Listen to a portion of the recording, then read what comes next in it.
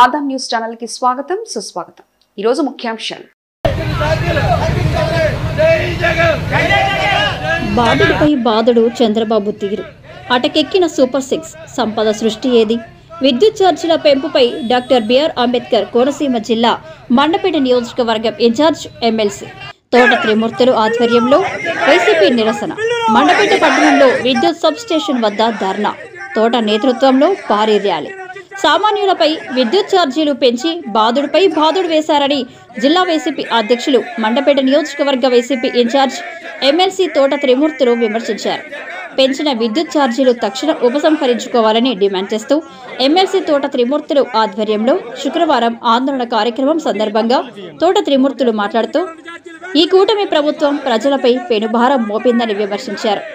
ఎన్నిక ముందు అశ్వత్థామ అథా కుంజరా అన్నట్లు సంపద సృష్టి చేస్తామని చంద్రబాబు ఎస్సీఎస్ రాష్ట్ర వ్యాప్తంగా 5,380,000 కోట్లు అదనపు భారం చంద్రబాబు ప్రజలపై విద్యుత్ ఛార్జీలు వేశారని పేర్కొన్నారు। పెంచిన ఛార్జీలు తక్షణం ఉపసంహరించుకోవాలని డిమాండ్ చేశారు।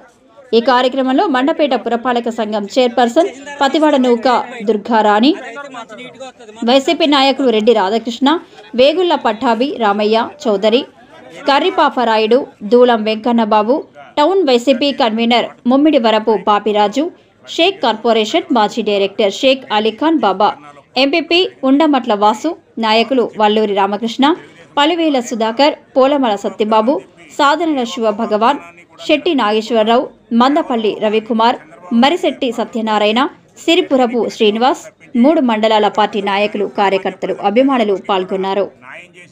తెలుగుదేశం ప్రభుత్వం ఎక్కడా కనపడతలేదు। ప్రతి వ్యక్తిని మోసం చేసిందే తప్ప ఎవ్వరికి కూడా ఏ విధమైన న్యాయం చేయలేదు। మరి ఈ రోజు ఈ కరెంటు ఛార్జీలు చూస్తుంటే చాలా దారుణంగా ఉంది। ఈ అందరికీ నమస్కారం అండి।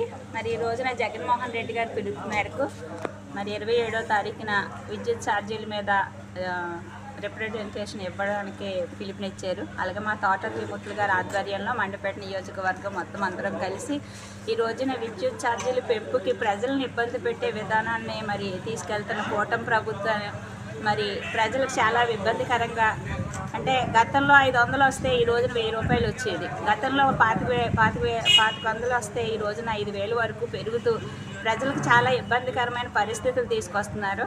అంటే సంపద సృష్టిస్తాము అంటే ప్రజల మీద భారమేసి సంపద సృష్టిస్తారా? అలాగే నిత్యావసర వస్తువులు కూడా అన్నీ కూడా పెరిగిపోయాయి। ఒకప్పుడు జగన్మోహన్ రెడ్డి గారు అన్ని రకాల పథకాలు పెట్టి ప్రజలకు అండదండగా ఉంటూ నిత్యావసర వస్తువులు కూడా పరిమితిలో ఉండేవి। కానీ ఇప్పుడు ఏంటంటే అన్నీ కూడా నిత్యావసర వస్తువులు అన్నీ కూడా పెంచేసి, అలాగే విద్యుత్ ఛార్జీలు పెంచమని చెప్పి మీరందరూ కూడా హామీలు ఇచ్చారు।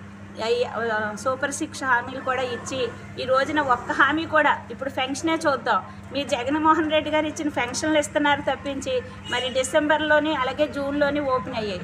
కానీ ఇప్పుడు మరి డిసెంబర్ అయిపోయింది, మన జూన్ అయిపోయింది, కానీ కొత్త ఫెన్షన్లు ఏవి ఎక్కడ వెళ్ళాయి? ప్రజలందరికీ మరి ఏమైపోతారు?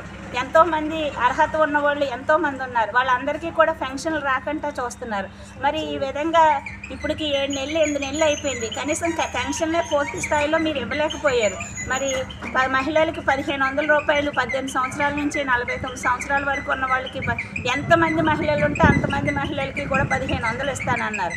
అమ్మఒడి ఏమైపోయింది? తల్లికి వందనం అన్నారు, ఇప్పటికి ఇంకా ఏమీ కూడా ఇంకా జరగలేదు। మరి గతంలో ఇచ్చినవి ఇప్పుడు ఇవ్వడానికి ఎందుకు మీకు అంత ఆలస్యం అవుతుందో మాకైతే తెలియట్లేదు।